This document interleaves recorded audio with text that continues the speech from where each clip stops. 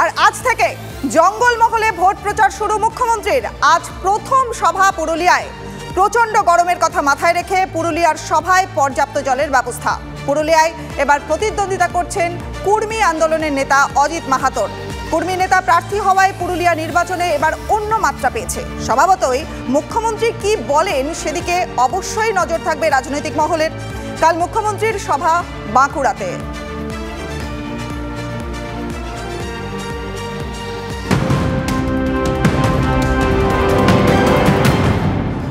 আবার একটা গুরুত্বপূর্ণ আপডেট। আজ থেকে উত্তর পূর্বাঞ্চলে প্রচারে গতি আনছেন অমিত শাহ। আজ আসামের 3টি নির্বাচনী প্রচার সভা কেন্দ্রীয় স্বরাষ্ট্রমন্ত্রীর। দুদিনের সফরে ত্রিপুরাতেও যাবেন শাহ। আগরতলায় রয়েছে তার রোড শো।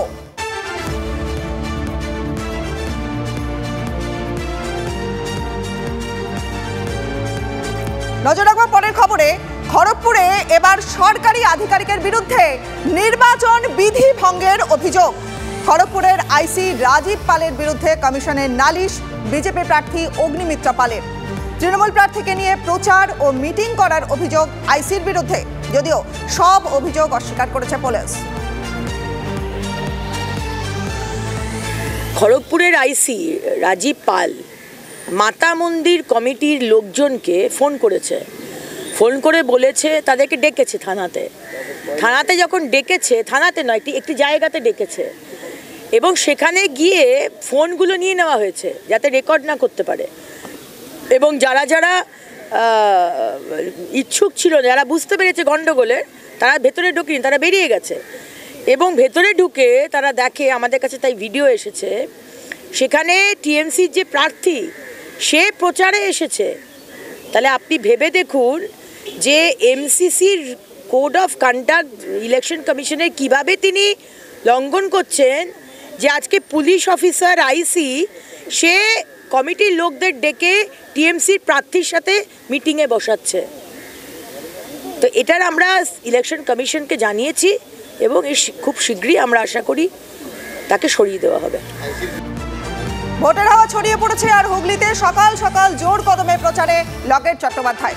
চন্দ্রহাটিতে ড্যামরা গ্রামে মনসা মন্দিরে পুজো দিয়ে প্রচার শুরু করলেন তিনি। স্কুটি করে জনসংযোগ লকেটের। গ্রামের মহিলাদের সঙ্গে হাত মেলালেন বিজেপি প্রার্থীও।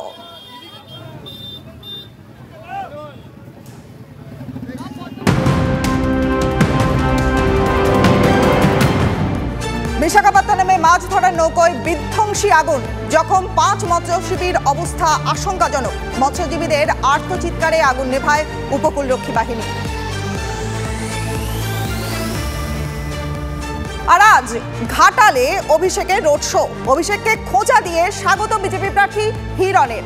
অটো টোটো ভাড়া করে লোক আসবে, খোঁচা হিরণ চট্টোপাধ্যায়ের। জনজোয়ারে অবরুদ্ধ হয়ে যাবে ঘাটাল, পাল্টা দাবি তৃণমূলের। উনি করুন, উনি দেখুন যে গোটা লোকসভা থেকে মানুষ আসবে, বাসে করে, অটো করে, টোটো করে, ভাড়া করে আসবে, তারা রোড শো করবে।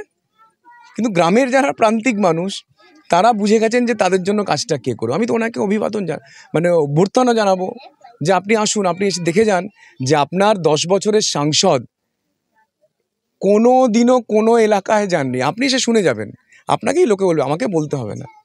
আপনি আসুন, আপনি এসে দেখে যাবেন। আমার আপনাকে অভিবাদন রইল, আমার আপনাকে অভ্যর্থনা রইল, সুস্বাগতম।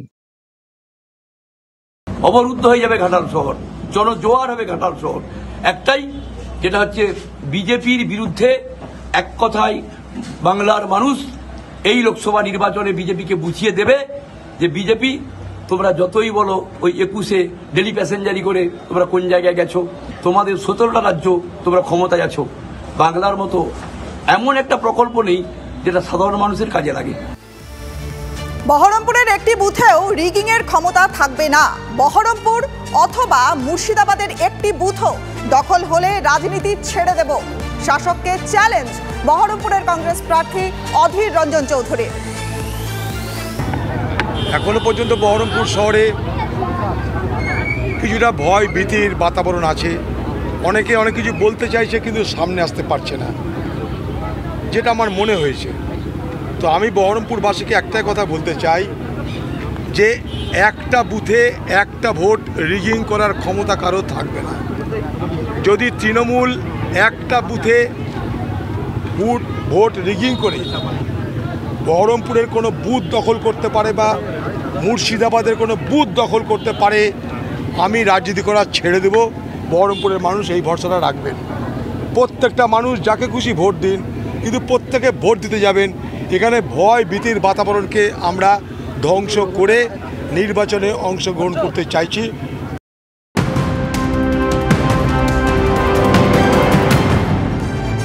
কলকাতার নাথের বাগান ঘাটে তলিয়ে গেল পুরুলিয়ার 2 যুবক। শিব ঠাকুর ভাসান দিতে গিয়ে অঘটন, ডুবুরি নামিয়ে তল্লাশিতে উদ্ধার হয় 2 যুবকের দেহ।